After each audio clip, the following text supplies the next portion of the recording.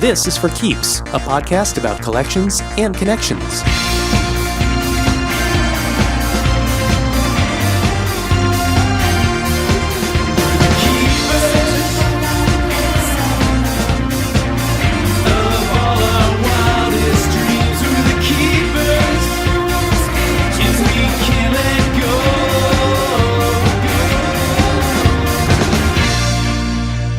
I'm David Peterkofsky.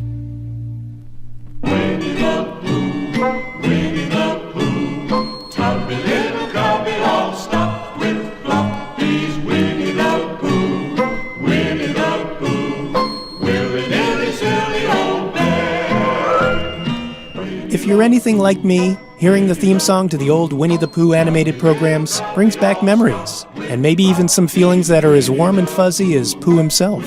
Christopher Robin's adventures with Pooh, Tigger, Piglet, Eeyore, and the rest of the gang have entertained young audiences, first in the books of A.A. Milne, and later in animated form, since the 1920s. Naturally, Pooh and Friends have spawned plenty of merchandise over the years, and there's no greater collector of Pooh memorabilia than Deb Hoffmann, who's listed in the Guinness Book of World Records as the person with the world's largest collection of Pooh and Friends collectibles, a stash that now amounts to more than 16,000 items. That's a lot of Pooh. Where does she keep it all?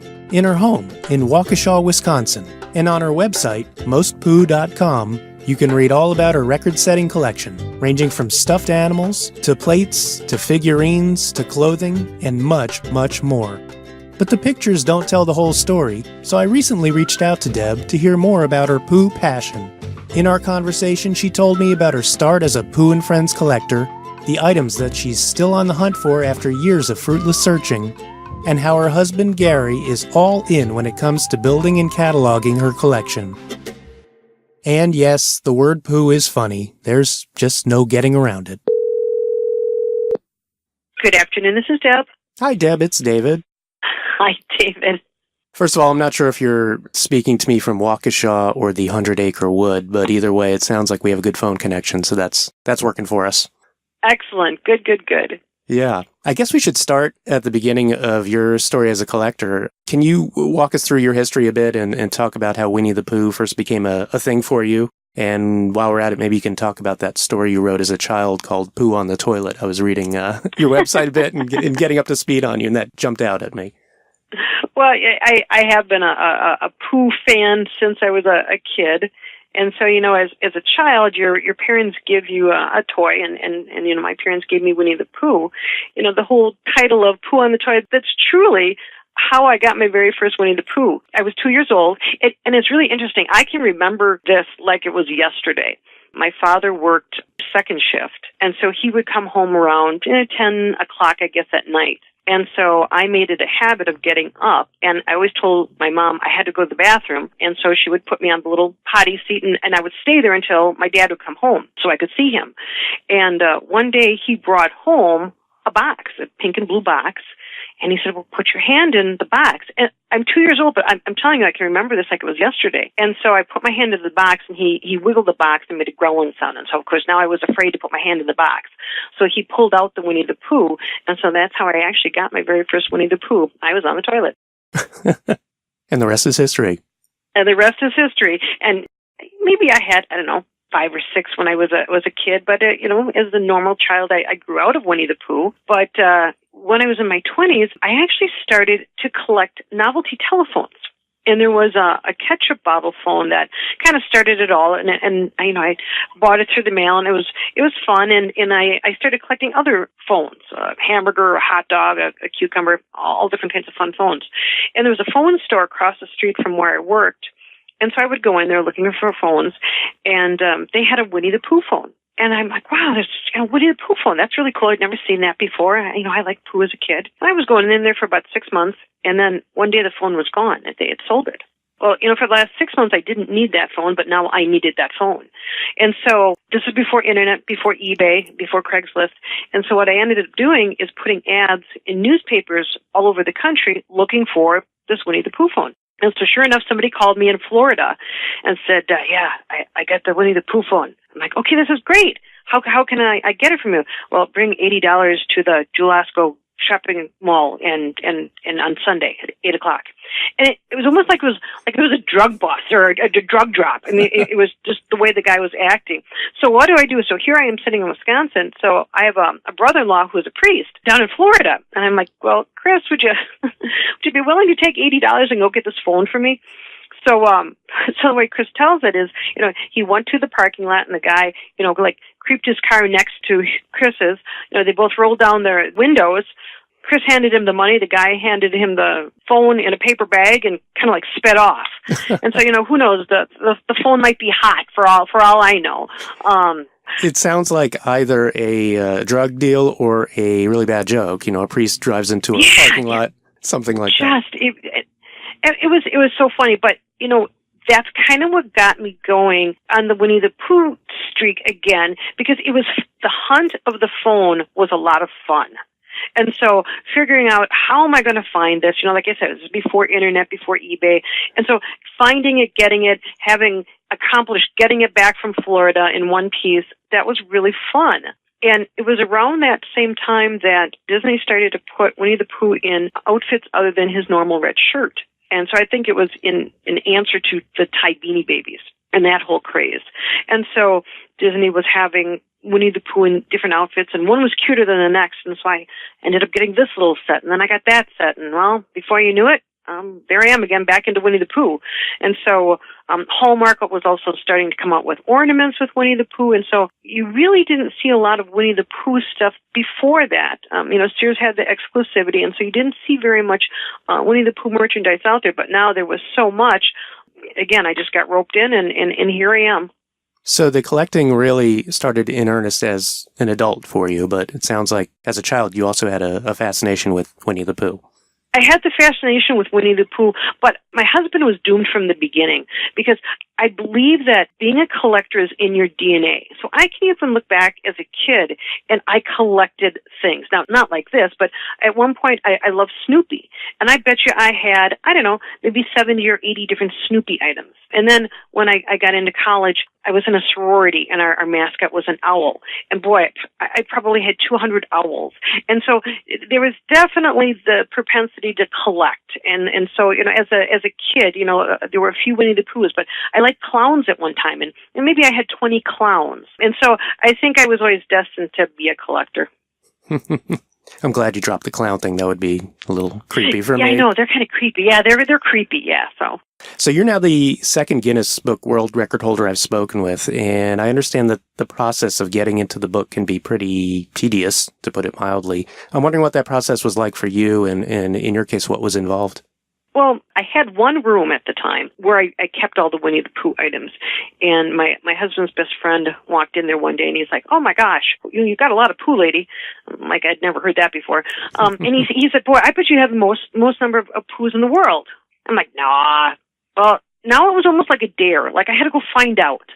So I did get onto Guinness World Records website and downloaded the forms to figure out what it would all take. And you're right. It was more than just counting 1, 2, 3, 4 and letting them know how many you had. It was definitely a process. And thank goodness my husband is a programmer, because to make it easier for me, he actually created a database and an app for me so that I could enter all the information in. Because one of the other things that's important with Guinness World Records is the fact that you can't have duplicate items.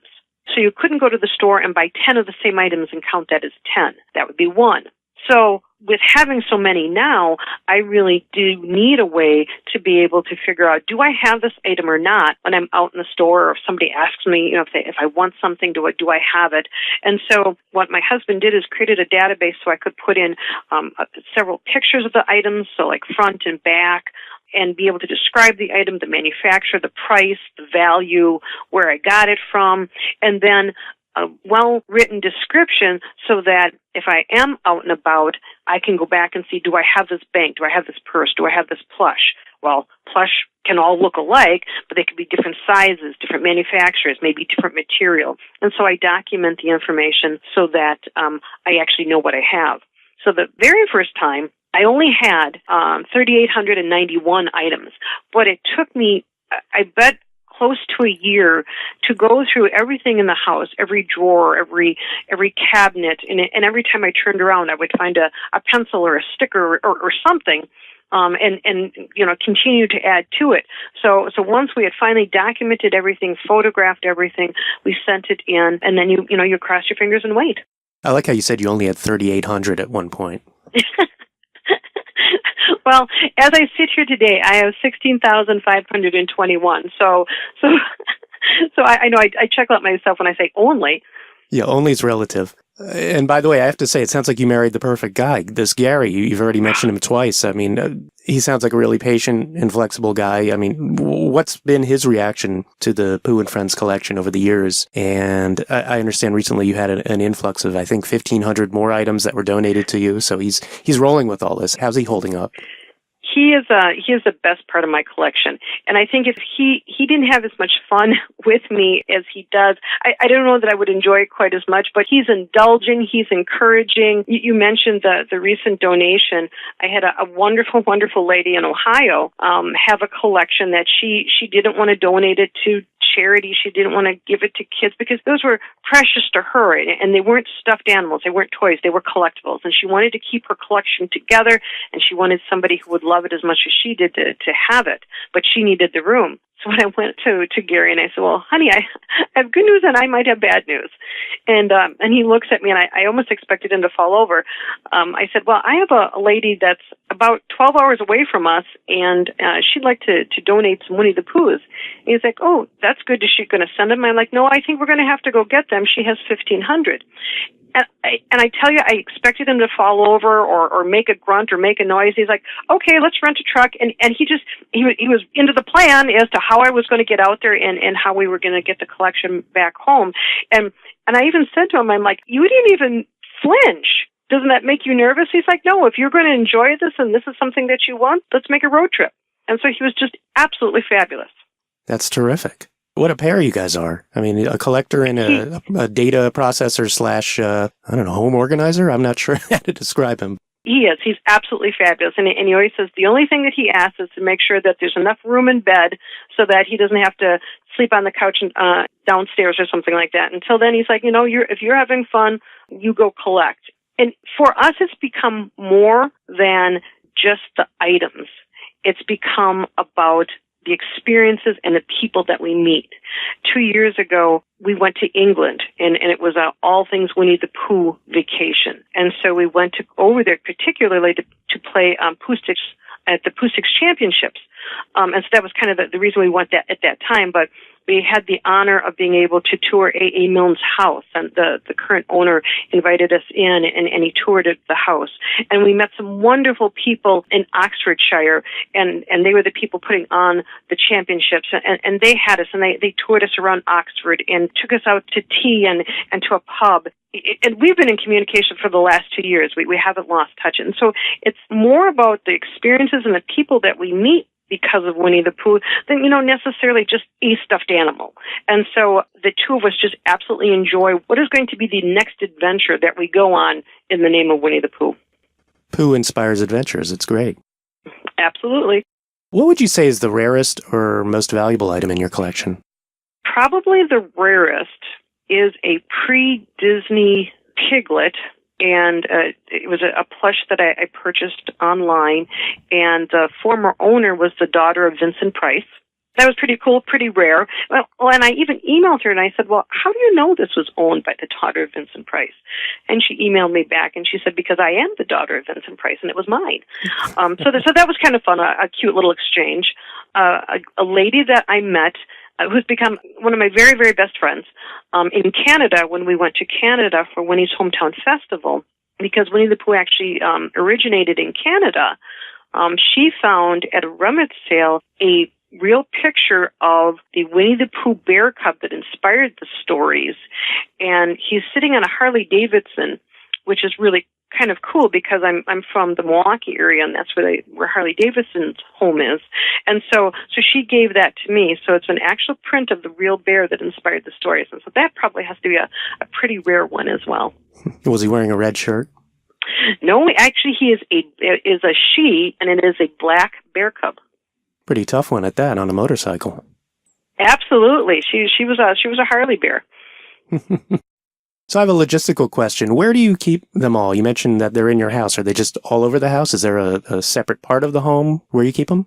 Well, we own our own business. My husband is a programmer, and I'm a website designer. And so as opposed to buying office space, we actually purchased the house next door to the house that we live in. And so we converted it into office, but mostly the main level. So we weren't using the bedrooms. So my husband did make the mistake of saying, well, we're not using the bedrooms. If you want to, because I had some of my collection packed away that I couldn't fit in the room at the house. He's like, well, why don't you display it up in these rooms? Well, it started with one, and now we have 3 at our office house that have Winnie the Pooh. So I guess there's a total of 4 rooms right now. That's amazing. And can people come by and see it, or is it just kind of something you show to friends? Anybody who wants to come on over at any time, I'm more than happy to show them the unofficial Winnie the Pooh museum. They just email you and then you set it up. Absolutely. Absolutely. That's great. Can you explain the Pooh Sticks game to those who are not familiar with it? So in the story, A Day for Eeyore, Winnie the Pooh actually dropped a fir cone off of a bridge into the water, and the fir cone came out on the other side. And Pooh thought that was pretty cool, and so we did it again, and same thing happened. And so once Piglet came by, they decided to do it with sticks. And so the game was started called Pooh Sticks, and so you put a stick drop it off a bridge into the water, and whoever stick comes out on the other side first is the winner. So as of 1982, they've actually been recreating this game in England. They don't use the original bridge that was the inspiration in Ashdown Forest anymore because the festival has gotten, or the day has gotten so large, so they've actually found another location. But every year, people come, and there had to be 1,000 people when we were there, and they buy a stick, and they drop it off one side of the bridge, and whoever stick comes out on the other side wins. And so they'll do it in teams of 8. At least when I was there, and so 8 people will go on up there, and whoever stick comes out on the other side is the winner. Simple enough. Simple but fun. Yeah, and a good excuse to go over to England. Absolutely, and I was very honored to be able to throw out the first Pooh stick of the games that year. That's terrific. Okay, I have a bit of a tangent here. It's a non-Pooh related question, but I have to ask. I was poking around on your website, and I think maybe on your YouTube channel, and I understand you were a contestant on The Price is Right. I was. I have to ask what that experience was like. And did Drew Carey look a little bit like Winnie the Pooh up close, but with glasses and pants? Just a little bit. And the funny thing is that so many people go to The Price is Right and they intend to try to get onto the program. And they wear, shirts, I love Drew Carey, and I drove so many miles to have George call my name. And we were actually in California, and we had an extra day. We were out there for business, and we had an extra day, and we decided, well, what should we do? We could go to the beach. Well, why don't we get on a game show? And so we picked out one that we could get tickets. And so in street clothes, nothing special, we stood in line and got onto the show. And it really wasn't until we were sitting in the studio, somebody sat down next to Gary and said, well, if you win a car, are you going to drive it home, or are you going to have them ship it? And it truly wasn't until that moment that we're like, oh yeah, I guess some of the people who we've been standing in line with will actually be on stage. We weren't even thinking about it. And so Gary looked at me. He's like, "You're going to get on that stage." I'm like, "What makes you say that? I don't have on a Drew Carey shirt. I haven't seen the show in 20 years, but I thought it would be fun." And the thing was that you had to put on your name tag your name that's on your driver's license, and mine says Deborah, even though the only time anybody calls me Deborah is if I'm in trouble. So I said to Gary, they're going to call my name Deborah, and I'm not even going to hear it because nobody calls me Deborah. They call me Deb. And so I'm sitting down and just not really paying much attention. And sure enough, the camera swings around, the lights shine on me, and they're like, "Deborah Hoffmann, come on down." And I looked at Gary and I said, "Did they just call my name?" And so I'd always said to Gary, if I was ever on a game show, I wouldn't be crazy like those crazy people are, jumping all up and down. Well, that went out the window, too. So I was a crazy person and got onto The Price is Right. Let's do it, Drew. It's Deborah Hoffmann. Come on down. You're the next contestant on The Price is Right. Deborah. I've seen the video. You were very animated, let's put it that way. Not only did you get called, but then you bid correctly and you got up on stage. I got into stage, I spun the wheel, and I got to the showcase. And you won. What did you win? You won a couple of things, I think, right? I won a couple of things, and I did well getting to the showcase. I won a set of Adirondack chairs, and I won a laptop and a Bowflex tread climber. And so I got those items, so that was great. But I got to the showcase, which was fabulous, and boy, did I overbid that showcase. But it was fun. It's okay. You probably would have had to get rid of everything to make room for more Pooh stuff anyway, so... Yeah, exactly. So, but no, that was a lot of fun. But all these people are trying to get on the show, and we were just there to be in the audience, and we ended up there. So you lead a charmed life. I guess so. All right, getting back to Pooh real quick. Is there anything out in the Pooh universe that you are looking to add to your collection at this point? The Pooh Holy Grail, absolutely.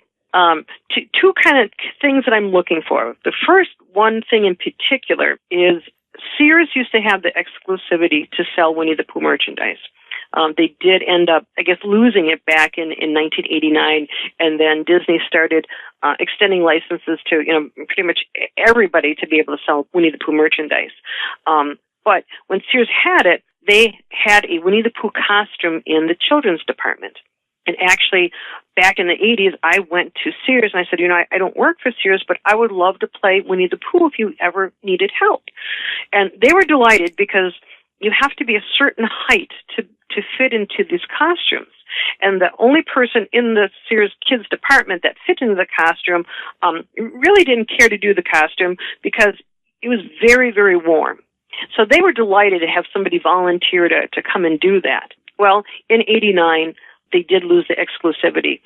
I would love to be able to find that costume and be able to display it in one of the Winnie the Pooh rooms. And so that's kind of my holy grail. So I'm hoping that this Winnie the Pooh costume from the 80s is in somebody's closet, garage, attics.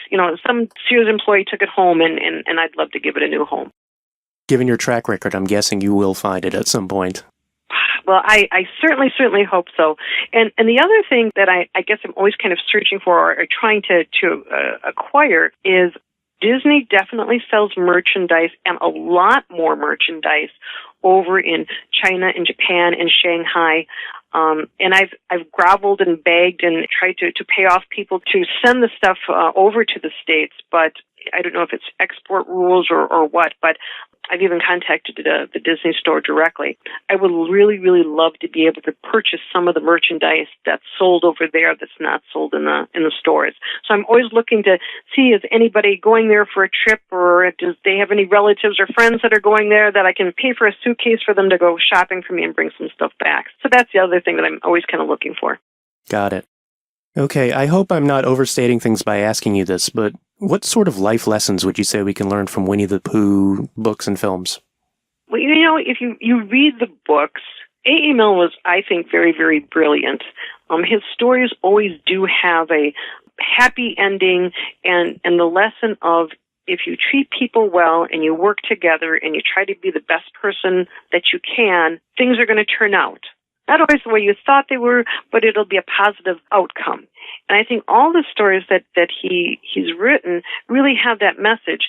And interestingly enough, all the characters, each one of the characters has a personality of somebody that you might meet. You've got Tigger. He's, bouncy. And you know people who are ADD and they can't sit still and they talk a mile a minute, and sometimes they're getting into trouble because they're so active. And then you've got your Eeyore. You know somebody who's gloomy or usually in a bad mood or sees the glass half empty. And so Piglet, he's afraid of his own shadow. Timid people out there, people who you got to encourage to go out and do things. And so he really honed in on the fact that everybody's personality is reflected in the characters. And so the stories that have all the characters in them demonstrate that even though somebody's not like your personality, everybody can work towards a common goal. And I think, boy, that's a really good message that we need these days. It is. It's really timeless, actually. Very much so. Your SpongeBob and your Teenage Mutant Ninja Turtles will come and go, but, Winnie the Pooh, you're right. The stories really have transcended through the years. And one final question for you. Why doesn't Pooh wear pants?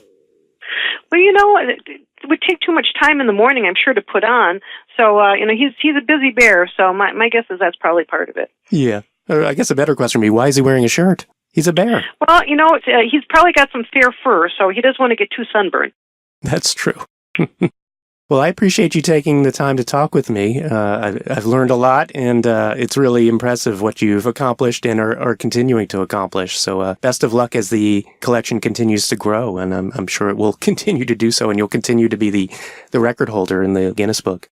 I absolutely hope so, and I love connecting with people who are Winnie the Pooh fans, and so because of the website, I frequently have people emailing me or sending me pictures or asking me to help them find, a Winnie the Pooh maybe they had as a child that they lost and would like to, find one again. So I'm always happy to talk with people who are fellow Pooh lovers. You're a Pooh whisperer. The Pooh whisperer, you got it, absolutely. Okay, Deb, well, thanks again. I really appreciate you telling us all about this. It's been a lot of fun. It was a pleasure talking with you. Thank you so much. Okay, bye-bye. Bye-bye.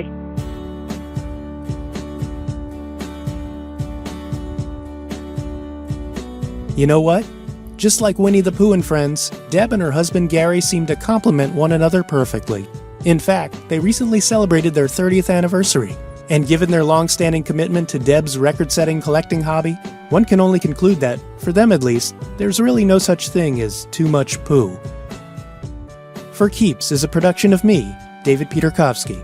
Special thanks to Deb Hoffmann for talking to me about her one-of-a-kind collection of Pooh and Friends memorabilia. To learn more about Deb, visit www.mostpooh.com. The show's theme song is by the band Still Flyin'. The closing theme is by Eric Frisch, and the background score was by Blue Dot Sessions. You can email the show at forkeepspodcast@gmail.com or follow me on Twitter at DPCA. Now you can also follow the show on Instagram at forkeepspodcast. That's it for this episode of For Keeps. Until next time, keep on keeping on.